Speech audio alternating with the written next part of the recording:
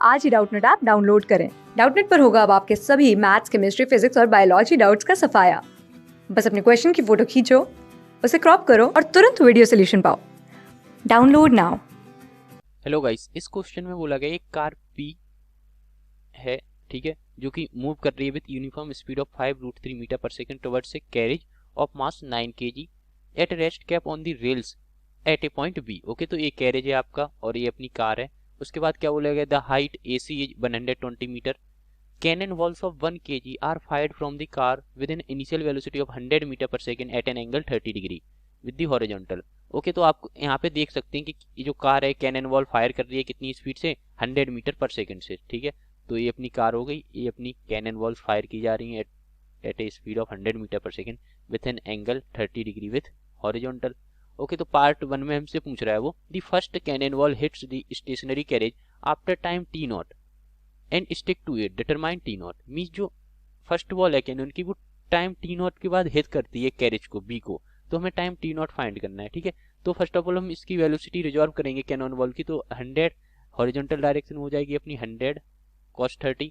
cos 30 कितना होता है अपना √3/2, एंड वर्टिकल डायरेक्शन में कितनी हो जाएगी 100 sin 30, जो कि डायरेक्टली कितनी हो जाएगी sin 30 1/2 होता है तो 50 मीटर पर सेकेंड, और ये हो जाएगी अपनी 100√3/2 मीटर पर सेकेंड, ठीक है। तो वर्टिकल मोशन ऑब्जर्व करें हम कैनन वॉल का, तो कैनन वॉल क्या जाएगी, ऊपर जाएगी, फिर इसकी वेलोसिटी 0 हो जाएगी, फिर से वापस आएगी, ठीक है। तो यहाँ पे फिर इसको टोटल डिस्प्लेसमेंट जो कवर करना पड़ेगा वो क्या होगा, हाइट AC के इक्वल होगा, एंड AC अपनी कितनी हो जाएगी डाउनवर्ड डायरेक्शन में -120 मीटर।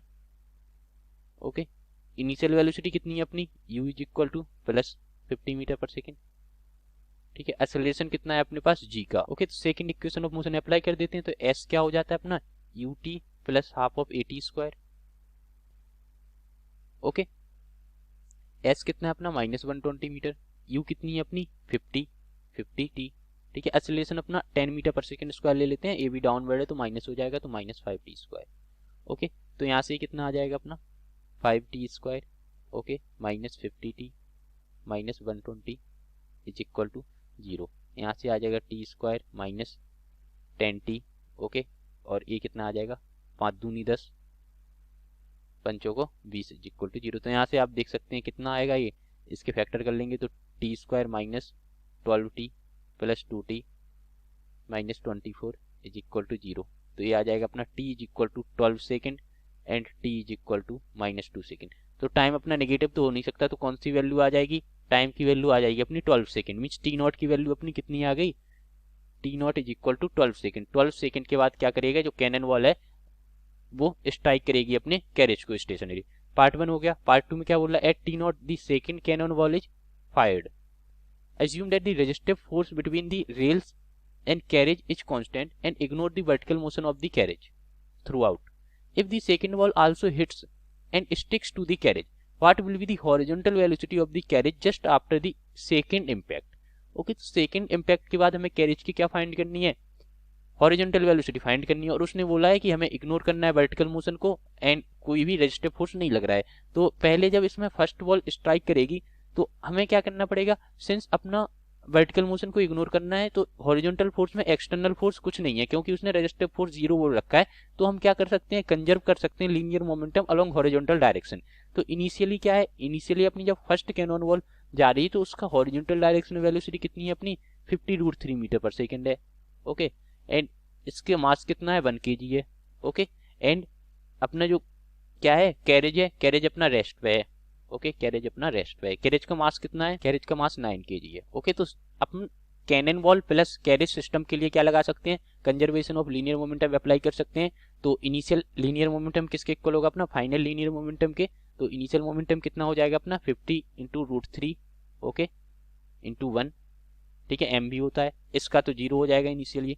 फाइनल क्या हो जाएगा, जब इससे स्ट्राइक कर जाएगी, ठीक है, तो इसके साथ जाएगी, तो दोनों मान लेते कुछ कॉमन वेलोसिटी v से मूव करने लगेंगे, ओके, स्मॉल v से। तो क्या हो जाएगा अपना दोनों का मास 9 + 1 एंड कॉमन वेलोसिटी v। तो यहाँ से कितना आ जाएगा अपना v आ जाएगी 5√3 metre per second. Means after जब फर्स्ट बॉल इसको स्ट्राइक करेगी तो ये 5√3 मीटर पर सेकेंड की स्पीड से मूव करने लगेगा, ठीक है। अब उसने बोलता है कि t0 के बाद क्या होती है, एक सेकेंड बॉल फायर की जाती है। तो हम फिर से लगाएंगे क्या, कंजर्वेशन ऑफ लीनियर मोमेंटम, और कितने t not is equal to 12 second पे दूसरी बॉल जब फायर होगी तो फिर से वो 12 सेकंड के बाद आएगी, लेकिन इसकी जो वेलोसिटी है वो तो कांस्टेंट रहने वाली है ना, क्योंकि अपने रेजिस्टिव फोर्स है जो हॉरिजॉन्टल डायरेक्शन में जीरो है, तो हॉरिजॉन्टल वेलोसिटी भी सेम रहेगी। Means after T equal to 12 second भी ये कितने से चल रहा होगा, इसका मास है अपना 10 kg बॉल प्लस कैरेज का and A 5√3 metre per second से चल रहा है। और अपनी नई बॉल आ रही है जिसका मास 1 kg है और वो कितने से आएगी, उसी से आएगी 50√3 से। तो अब फिर से हम इसमें क्या कर लेंगे, कंजर्वेशन ऑफ लीनियर मोमेंटम। तो इस टाइम जो इसका इनिशियल मोमेंटम हो जाएगा बॉल का मोमेंटम जो कि हो जाएगा 1 × 50√3, ठीक है, प्लस किसका कैरेज का मोमेंटम तो 10 × 5√3। अब मान लेते हैं ए से स्ट्राइक करती है और इसमें रह जाती है, तो टोटल मास उसका कितना हो जाएगा 10 + 1 11 kg एंड v स्पीड से मूव करने लगते हैं, तो ये कितना हो जाएगा, this is equal to 11v। ठीक है, तो ये कितना आ जाएगा अपना 50√3 plus 50√3 100√3 is equal to 11v। तो यहाँ से v आ जाएगा अपना 100 divided by 11√3 metre per second. Means after जब सेकेंड बॉल इसे स्ट्राइक करेगी कैरेज को तो वो कितनी स्पीड से मूव करने लगेगा, हॉरिजॉन्टल वेलोसिटी 100√3 डिवाइडेड बाई 11। ये अपना करेक्ट आंसर हो जाता है, इसको आप सॉल्व कर सकते हो। Thank you. क्लास 6 से 12 से लेके नीट, IIT, JEE मेंस और एडवांस के लेवल तक 10 मिलियन से ज़्यादा स्टूडेंट्स का भरोसा।